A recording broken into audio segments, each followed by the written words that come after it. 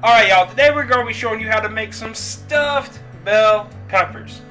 Now for this, we got about 3 pounds of ground beef, we got 2 pounds of bacon, 2 onions, we actually got 10 bell peppers, we got some Mexican style blended cheese, we got some garlic powder, some ginger, some smoked paprika, some basil, some parsley, and we're going to have some salt and pepper as well. So I'm going to show you the first step and we'll bring you back. Alright y'all, so now we have opened up both packages of bacon. We're just going to go ahead and dice it all up. Alright y'all, so now we have our bacon diced up, our ground beef in a bowl. We're just going to go ahead and transfer all that bacon right over to that bowl. And then we're going to set this all aside. Continue on to the next step. Alright y'all, so the next step is we're going to go ahead and peel and dice up our onions. Alright, so now we're just going to go ahead and also add our onion to our bowl. And then we'll move on to the next step. Alright y'all, so now that we have that done, we have got 2 tablespoons of parsley and a tablespoon of basil in here. We're just going to go ahead, add that in.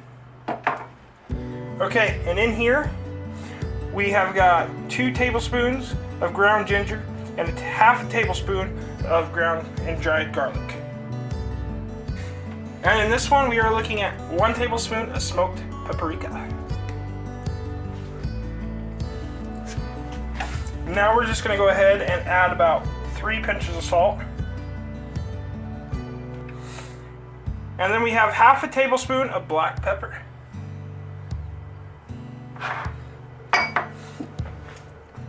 And now that we got all this ready, we're just going to go ahead and mix this until it is very well blended. We'll bring you back when that's done. Alright y'all, so now we got that mixed in. We're also going to add in about 2 cups of our cheese. And then we're going to also mix this in. We'll bring you back when that is done. Alright y'all, so now that we got this mixed up, we're going to go ahead and set this to the side, prepare our peppers, and preheat our oven to 350 degrees. So let's get to those peppers. Alright y'all, so now for these peppers, preparation's very simple. We're just going to go and cut off the top, and we're going to go ahead, clean out the inside, set the top and the rest of it to the side, and move on to the next until you got all your peppers done, and you'll throw away the core, obviously. We'll bring you back when that's already said and done. Alright y'all, so now we have all of our peppers ready to go in our pan. Now, not all of ours fit in here, we had to use another pan, but that's alright. So what we're going to do is we're just going to take our filling, and we're going to fill each pepper to the brink where it is just absolutely stuffed full. About like that. And we're going to go through, we're going to do this with all of our peppers. Now I may have made, because these are smaller peppers, I may have made too much filling, but that's alright. Because it'll freeze, it can turn into a meatloaf if you get too much filling. It's a very universal snack here, and it'll freeze very well if you want to do this for another day.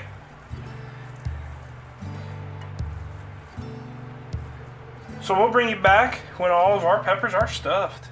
Alright y'all, so now we have our peppers stuffed. We're going to go ahead and take these tops. It really doesn't matter which one goes on which, as long as it's roughly the right size. The shape doesn't really matter. So we'll bring you back when that is done. Alright y'all, so now we have our peppers prepared. Now you can go ahead and wrap these with tinfoil, or you don't have to. You wrap them with tinfoil, you'll steam everything and the peppers will get really soft.